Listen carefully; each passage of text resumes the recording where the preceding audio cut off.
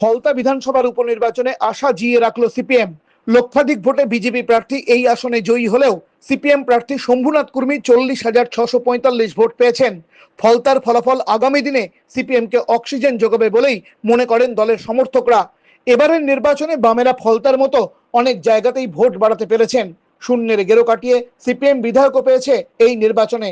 দলের একমাত্র বিধায়ক ডোমকলের মোস্তাফিজুর রহমান ওরফে রানা ফলতার ফলাফলকে স্বাগত জানিয়ে দাবি করেন আরএসএস ও বিজেপির বিরুদ্ধে একমাত্র বামপন্থাই বিকল্প।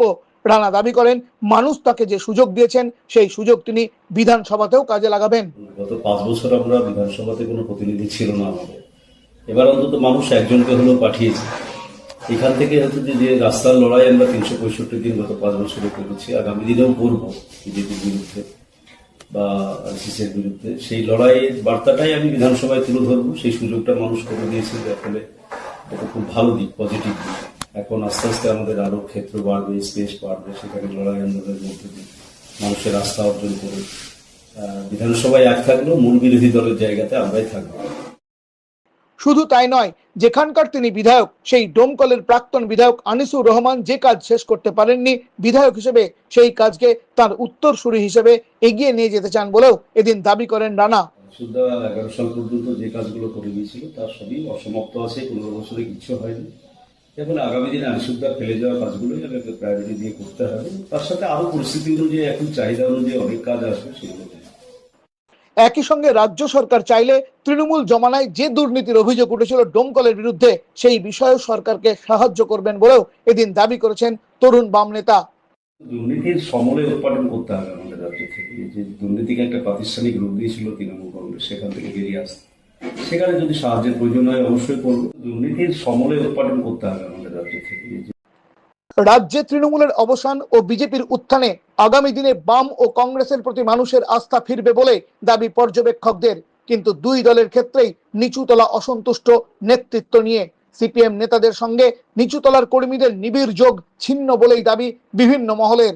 কিন্তু সে কথা মানতে চাননি ডোমকলের বিধায়ক। তিনি বলেন, আমাদের অসংখ্য নেতৃত্ব এই সময় উঠে এসছে, ইয়াং জেনারেশন থেকে উঠে এসছে, বয়স্ক আছে, মোহাম্মদ সেলিম দাঁড়িয়ে থেকে গোটা রাজ্যে নেতৃত্ব দিচ্ছে, মীনাক্ষীরা আছে, আরো তার সাথে আরো অনেক লিডার আছে আমাদের, যারা একদম আভাস রায়চৌধুরী থেকে শুরু করে আমাদের জেলায় জামি মোল্লা একদম সামনের সারিতে দাঁড়িয়ে নেতৃত্ব দিচ্ছে। নেতৃত্বের অভাব সিপিআইএম পার্টিতে তো নেই।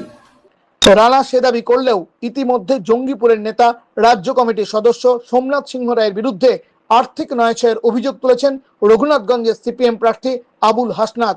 রাজ্য সম্পাদক মোহাম্মদ সেলিমকে লেখা প্রতিবাদ পত্রে তিনি দাবি করেছেন নির্বাচনের খরচ বাবদ 19 লক্ষ টাকার হিসেবে রয়েছে অসঙ্গতি, যার দায়িত্বে ছিলেন নূপুর ওরফে এই সোমনাথ সিংহ রায়।